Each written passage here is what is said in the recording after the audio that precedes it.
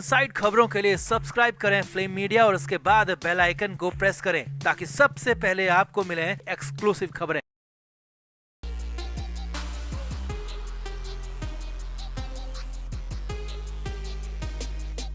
केंद्र सरकार की तरफ से आतंकवाद का पूरी तरह खात्मा करने के लिए अलग अलग देशों में अलग अलग डेलीगेशन बनाकर भेजे गए हैं। केंद्र सरकार ने इन डेलीगेशन में सभी पार्टियों के सांसदों को और बड़े नेताओं को शामिल किया है ताकि वो अलग अलग देश में जाकर आतंकवाद के खिलाफ अपनी बात रख सके, अपने विचार रख सके। अब इसी बीच संजय राउत ने एक ऐसा बयान दे दिया है जिसके बाद तो पूरी बीजेपी, केंद्र सरकार और खुद संजय राउत की अपनी पार्टी उनसे बुरी तरह नाराज हो गई है। दरअसल संजय राउत ने प्रियंका चतुर्वेदी पर ताना कस दिया, वो भी सरेआम, सिर्फ इसलिए क्योंकि प्रियंका चतुर्वेदी को भी डेलीगेशन में शामिल किया गया है। तो क्या कहा संजय राउत ने प्रियंका चतुर्वेदी के खिलाफ, और बीजेपी और शिवसेना यूबीटी अब संजय राउत के खिलाफ क्या बड़ा एक्शन लेने वाली है, आपको भी बताते हैं। आप भी वीडियो को शेयर करें और अपनी राय कमेंट बॉक्स में जरूर दें।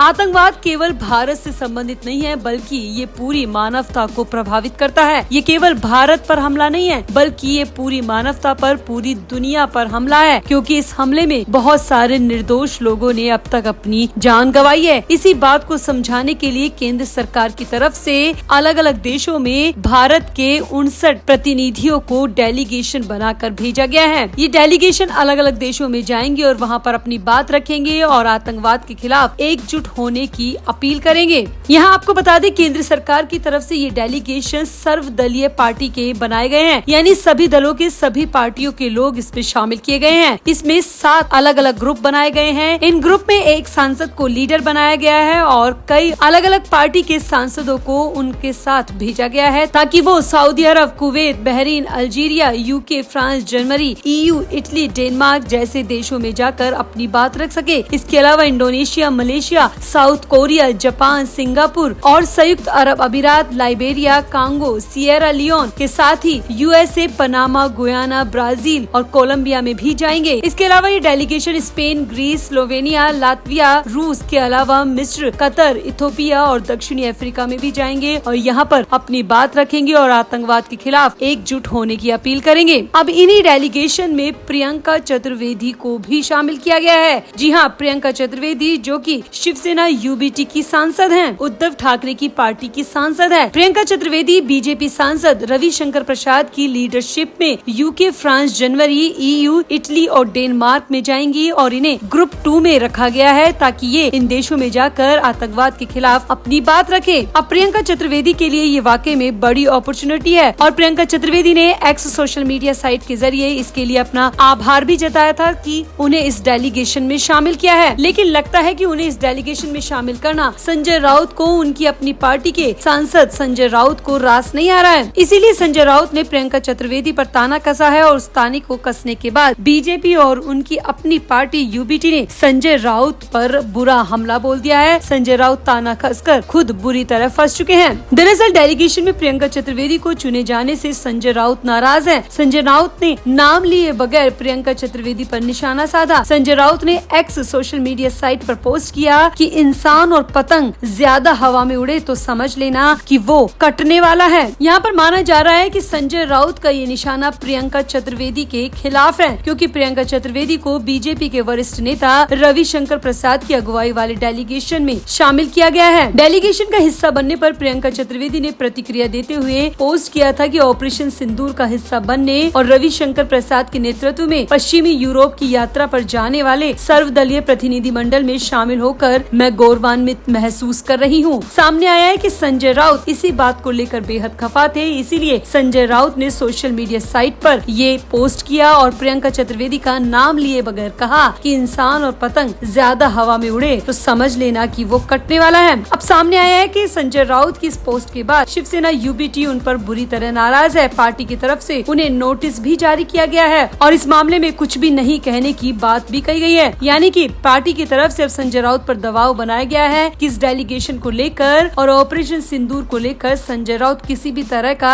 ऐसा बयान ना दे जिससे उनकी पार्टी की छवि खराब हो। सामने तो ये भी आया कि उद्धव ठाकरे संजय राउत के इस रवैये से बेहद खफा है और उद्धव ठाकरे के कहने के बाद ही संजय राउत के खिलाफ ये नोटिस जारी किया गया है। वहीं सामने ये भी आया है कि बीजेपी भी संजय राउत की इस पोस्ट को लेकर बेहद नाराज है और बीजेपी की तरफ से भी संजय राउत के खिलाफ जल्द ही बड़ा एक्शन लिया जा सकता है। तो आपको क्या लगता है, क्या वाकई में संजय राउत की दिक्कत बीजेपी से है, केंद्र सरकार से है, या फिर प्रियंका चतुर्वेदी से है जिन्हें इस डेलीगेशन का हिस्सा बनाया गया है? या संजय राउत इस जलन में मारे जा रहे हैं कि उन्हें क्यों इस डेलीगेशन में नहीं चुना गया और प्रियंका चतुर्वेदी को क्यों चुना गया? तो संजय राउत के मन में आखिर चल क्या रहा है? संजय राउत की इस पोस्ट का क्या मतलब हो सकता है और क्या वाकई में बीजेपी को संजय राउत के खिलाफ बड़ा एक्शन लेने की जरूरत है? आप भी अपनी राय कमेंट बॉक्स में जरूर दें और वीडियो को भी शेयर करें।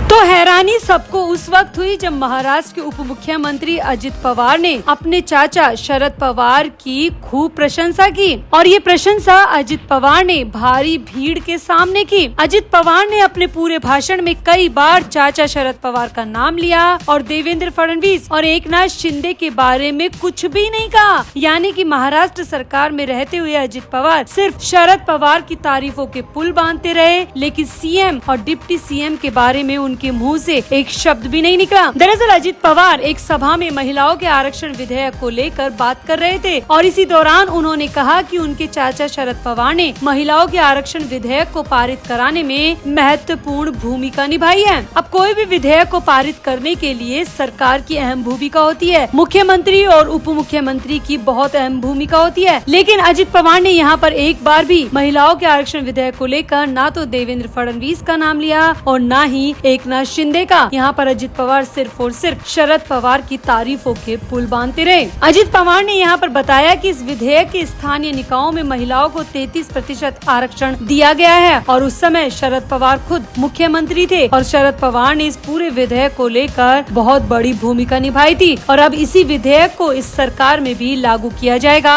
ताकि महिलाओं को आरक्षण मिल सके। दरअसल अजित पवार पुणे के एक कार्यक्रम में बोल रहे थे। उस समय उन्होंने कहा कि जब शरद पवार मुख्यमंत्री थे और विधायक के तौर पर मेरा पहला कार्यकाल था, उन्होंने कहा कि सदन को तब तक स्थगित नहीं किया जाना चाहिए था तब तक कि विधेयक पारित नहीं हो जाता। और इन्हीं बातों को अजित पवार ने भारी जनता के सामने बताया और बताया कि कैसे महिला आरक्षण विधेयक के लिए मुख्यमंत्री रहते हुए शरद पवार ने सदन को तब तक चलने दिया था कि जब तक विधेयक पारित न हो जाए। यहाँ आपको बता दें, जब शरद पवार मुख्यमंत्री थे तो उस वक्त अजित पवार पहली बार विधायक बनकर सदन में पहुँचे थे। अब अजित पवार का ये बयान राकपा की दोनों गुट के बीच में सुलह की राजनीति को लेकर एक बार फिर से चर्चा में आ गया है। यहाँ आपको बता दें, जुलाई 2023 में अजित पवार तत्कालीन एकनाथ शिंदे सरकार में शामिल हो गए थे, जिसके बाद राष्ट्रवादी कांग्रेस पार्टी का विभाजन हो गया था। शरद पवार का अलग गुट हो गया था और अजित पवार का अलग गुट हो गया था। चुनाव आयोग ने अजित पवार के नेतृत्व वाले गुट को राकपा नाम और घड़ी का चुनाव चिन्ह दे दिया था, जबकि शरद पवार के नेतृत्व वाले गुट को शरद चंद्र पवार नाम दिया गया। दोनों गुटों ने मेल मिलाप की बातों को अटकलबाजी भी बताया, लेकिन अब अजित पवार ने डिप्टी सीएम के पद पर रहते हुए खुलकर शरद पवार की तारीफ की और महिला विधेयक को लेकर शरद पवार की खूब ज्यादा प्रशंसा की है। लेकिन यहाँ पर देवेंद्र फडणवीस और एकनाथ शिंदे का एक बार भी नाम नहीं लिया गया है। अब रिपोर्ट्स में जो दावा किया गया है उसके मुताबिक अब अजित पवार को लगने लगा है कि वो शरद पवार के बिना अधूरे हैं। शरद पवार के दिमाग के बिना उनकी राजनीतिक सोच समझ बहुत छोटी है, इसीलिए वो शरद पवार को किसी न किसी दरवाजे से महाराष्ट्र सरकार में एंट्री दिलाना चाहते हैं और इसीलिए अजित पवार अब जहां भी जा रहे हैं वहां शरद पवार की खुले दिल से तारीफ कर रहे हैं, जिसके पीछे की बड़ी वजह यही बताई जा रही है कि अजित पवार कहीं न कहीं अब शरद पवार के साथ आना चाहते हैं और शरद पवार को अपने साथ सरकार में मिलाना चाहते हैं। तो आपका अजित पवार के इस रवैये पर क्या कहना है? क्या अजित पवार डिप्टी सीएम रहते हुए देवेंद्र फडणवीस और एकनाथ शिंदे को धोखा दे रहे हैं? आखिर अचानक अजित पवार का चाचा शरद पवार के लिए ये प्यार क्यों उमड़ कर आ रहा है? आप भी अपनी राय कमेंट बॉक्स में जरूर दें और वीडियो को भी शेयर करें।